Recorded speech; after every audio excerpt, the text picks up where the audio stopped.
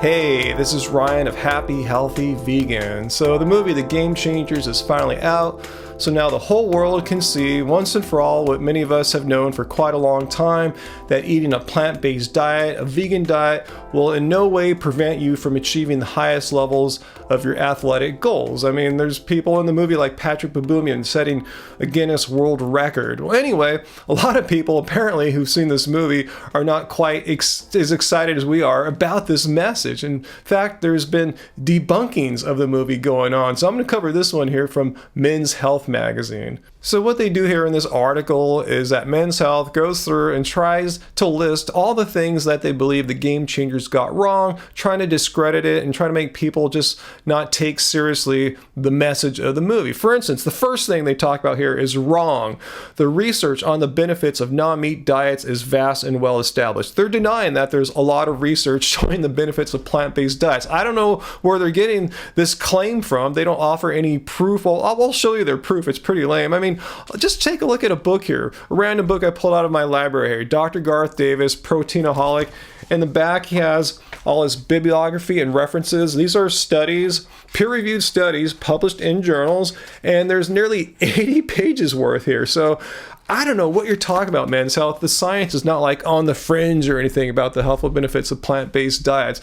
So they're evidence of how there's not that much science. They cite the narrator, the host of the movie, James Wilkes, how he cites how he got turned on to plant-based diets when he learned that Roman gladiators were eating predominantly a vegetarian diet. However, Men's Health says, no, this isn't so. It was just a narrative told by someone. This is not some kind of published study. There were actually 2 studies published in 2 peer-reviewed journals here. So they are full of it. James isn't just making stuff up here.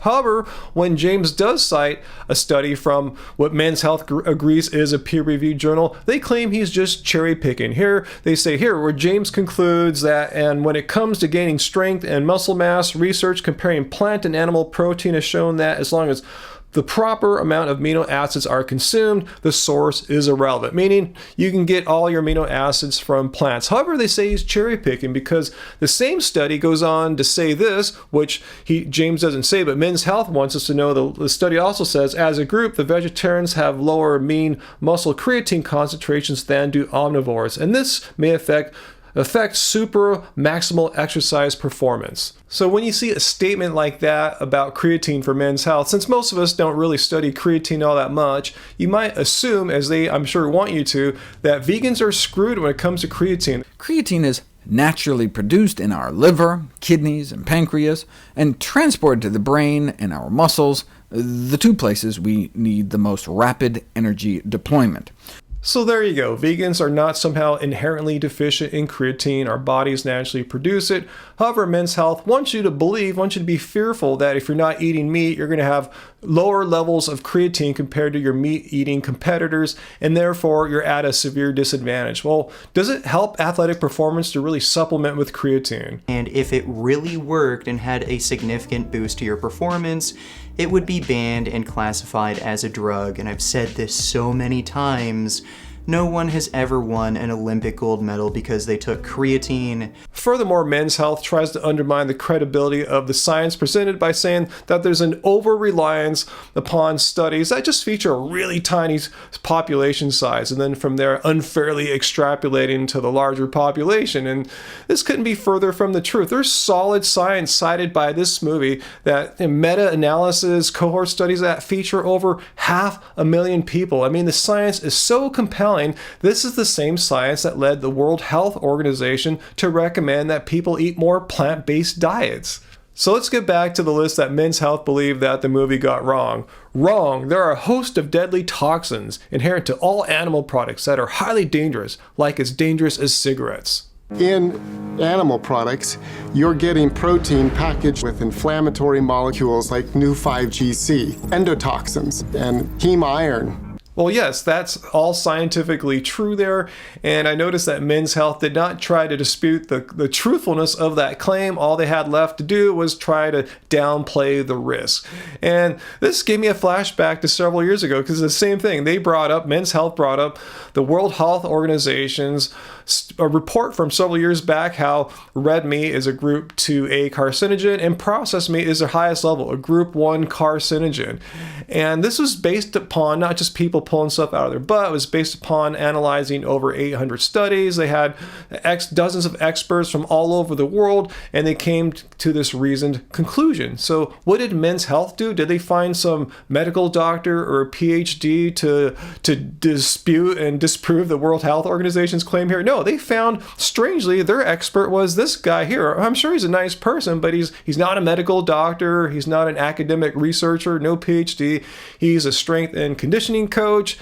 He says that, yeah, it's that this data is being misrepresented because the World Health Organization said for every 50 grams of processed meat, your chances of colorectal cancer go up 18%, but this strength and conditioning coach expert says what the party line was several years ago from the meat industry, that it's all relative risk. Your normal risk baseline is 5% and it goes up 1% for every 50 grams. So your risk goes from 5% to 6%, not much to be worried about. So they're trying to downplay the role of eating processed meat and your chances of getting colorectal cancer. Well, the fact of the matter is this is not a trivial amount, this 1%. It results in over, for here in the United States alone, that would be over 12,000 deaths and over 100,000 deaths worldwide just from eating meat, a product that you don't need to have.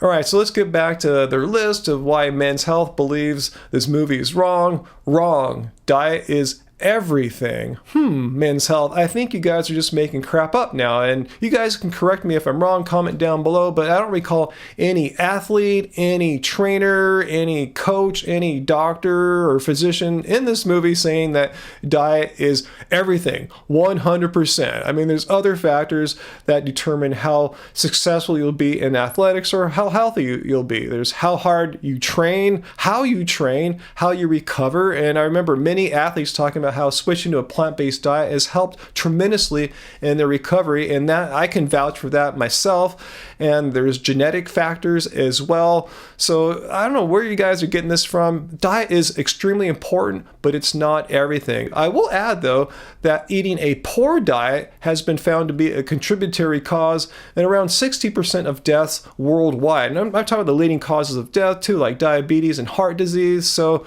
diet is important.